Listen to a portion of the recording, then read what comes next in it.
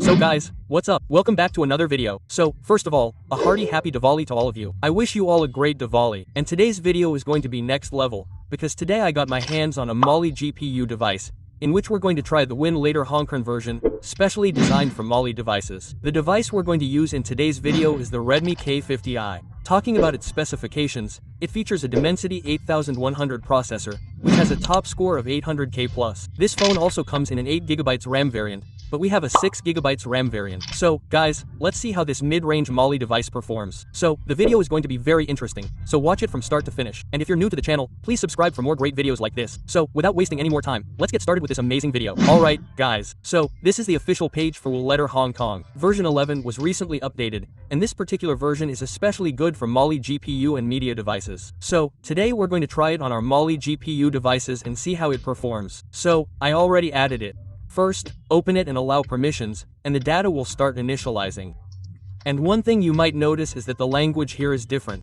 It's not English, you'll see Paki language here, but the overall interface is the same as the emulators, so you won't have much trouble understanding it. So, we'll simply slide over to settings. In the settings option, you'll find a lot of options. The interface is similar to all emulators. There's also an option to change the language. English is already selected. When I type Russian here, it changes to Russian.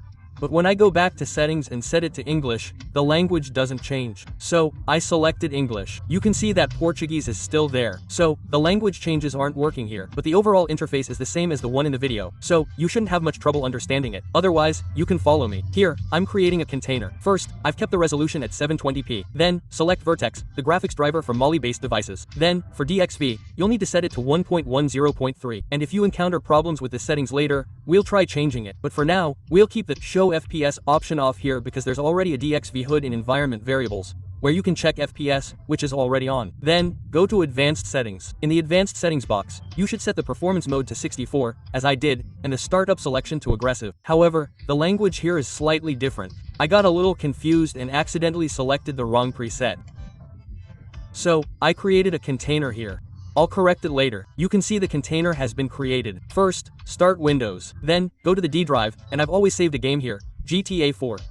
Currently, I only have GTA 4. Storage is limited, so I'll have to create storage later. So, for now, let's create a shortcut to GTA 4 and run the game through that shortcut. As I always tell you, we'll go to the shortcuts section and start the game from there. For now, look, I told you I set the box 64 preset incorrectly. That's why there was a problem here. I'll show you later. Let's start the game. For a while, this black screen appeared, but after that, the game started again. And now you can see that the game started, but it crashed. Now, after the crash, let's correct its settings. First, set the resolution to 96 by 544. Then, I changed the resolution to DXV here as well. This wasn't necessary. You'll be fine with 1.10.3 as well. Let's go to the advanced settings. Here, select the startup option. Now, select the aggressive fourth option, and that's it. After that, I tried this game. After that, the issue was resolved. So, let's start the game again and see.